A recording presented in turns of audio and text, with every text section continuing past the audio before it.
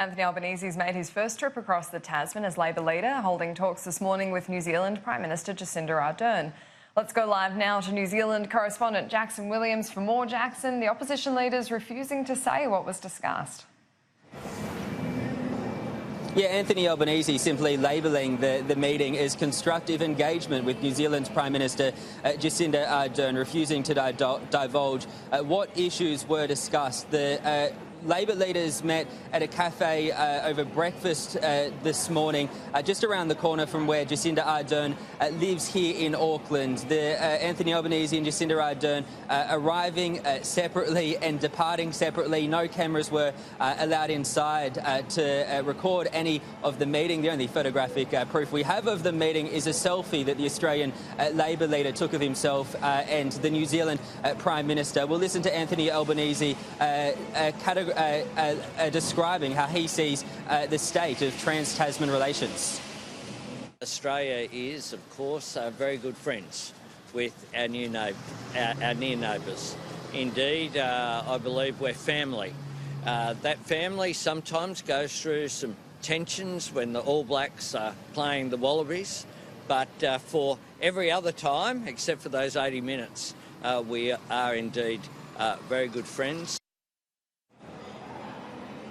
So Anthony Albanese there saying that the only tension experienced between Australia and New Zealand in trans-Tasman relations is on the rugby union field. However, there is certainly another point of tension that the Australian opposition leader wasn't wanting to discuss, and that's the issue of deportation. New Zealand holds long-running concerns about the deportation of New Zealand citizens who have been living in Australia for the majority of their lives, who were deported to New Zealand, a country where they then have little or no remaining ties. I asked the opposition leader if this was an issue that was discussed in his meeting this morning. Here was his response.